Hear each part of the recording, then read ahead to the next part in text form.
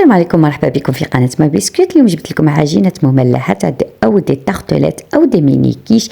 هاد العجينة من اروع ما يكون، تجي مرقة، تجي كروستيونت او ميم طون، تجي طرية. هاد الوصفة طلبتها مني احدى المتتبعات، وصفة دي تارتلات مالحين. هاد الوصفة جبتها لكم من اروع ما يكون. هنا انا كنت طيبتها للحشاء عندي ودرتها، طبعا صورتها باش تعم الفائدة. هاد العجينة تقدروا تحتفظوا بها، تطيبوها ابلون كيما هكا، يعني نصف طياب، وتخزنوها وتطيبوها نصف طياب، وتعاودوا ديروا الحشو تاعكم او الكريمه. فيما بعد تدسوها ايضا، تخزنوها.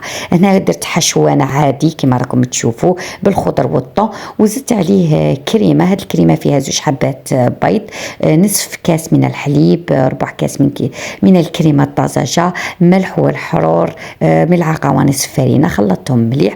بعد زدت عليها مبشور الجبن او جبن مبشور، ودرتها على 180 درجه. الطيب خرجت من اروع ما يكون. العجينه تاعها تجي كروستيون، تجي طريه، يعني فويتي بلا فويتاج، بلا ما نديروا العجينه المورقه، غادي تجيكم فويتي. من اروع ما يكون. هاد العجينه عجينه احترافيه، يعني المخابز ولا لي ريستورون ولا يخدموا بهاد العجينه. العجينه المكسره ولا لا بات بريزي، خاصه بالمملحات، لي سالي، لي تارتلات، لي ميني كيش. هذه شوفوا كيفاش تجي مورقه بدون توريق.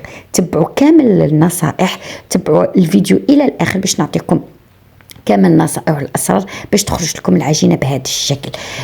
ما تديناش مكونات بزاف، غير هي برك طريقه او تقنيه في العمل، والعجين يليق له يرتاح وينشف.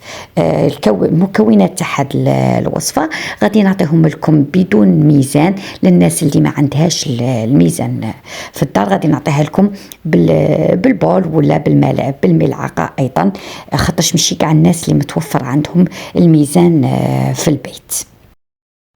في هذه الوصفة نحتاج إلى 250 غرام من الفرينة. هنا ديت بول، توزنوا قد بول ولا غرفية. نزيد عليهم الملح، نزيد 150 غرام من الزبدة أو المارغرين. أنا ديت هنا مارغرين، شوفوا ديت 2 ملاعق كبار، هي 150 غرام.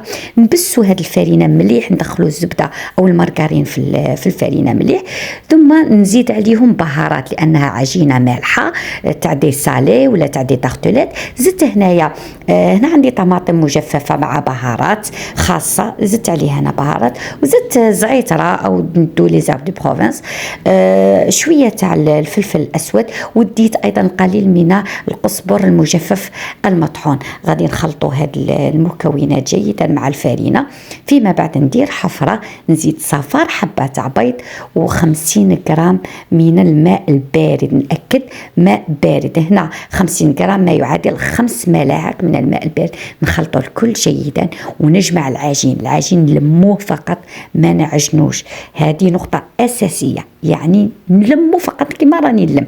نديره في كيس بلاستيكي وندخله للثلاجة لمدة ساعة أو إلى المجمد نصف ساعة. في هذا الوقت نوجد لي مول تاوعي ولا لي مول تاع لي طاقدولات ولا تاع لي ميني كيش، ندهنهم ونرشهم بالفرينة.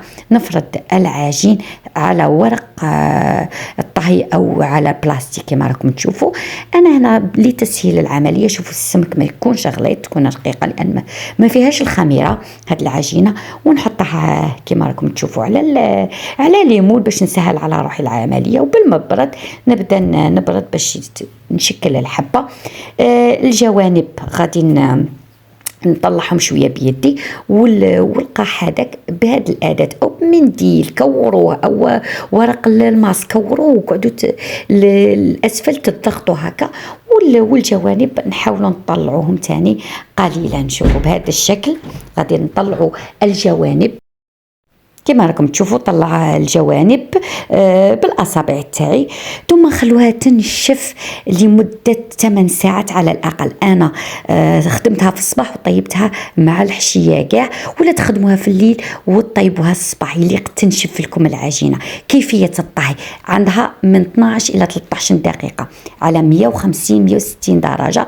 غادي تدخلوها 4 دقائق، تخرجوها غادي تلقاوها شويه انتفخت، غادي تهودوها بالملعقه ولا باداه ولا بحاجه، ثم تعاودوا تدخلوها 4 دقائق وتعاودوا تخرجوها، تقعدوا بالملعقه ولا بالاداه تفشوها شويه. هذه الطريقه هي اللي تكون لنا دوك الطبقات تاع الفيتاج. ثم تخلوها تكمل الطياب، يعني اون تو تدي لكم 12 13 دقيقه. تخرجوها تبرد، يا اما كي تبرد تديوها في ديبات ولا علب بلاستيكيه وتدخلوها الثلاجه، يا اما تعاودوا تطيبوا حشو وتعمروها به وتعاودوا تدخلوها للفرن. والا كريمه غادي تخلوها تزيد تطيب واحد دقيقه ولا 2، لكن غادي ديروا كريمه باش ما تعاودوش تدخلوها للفرن.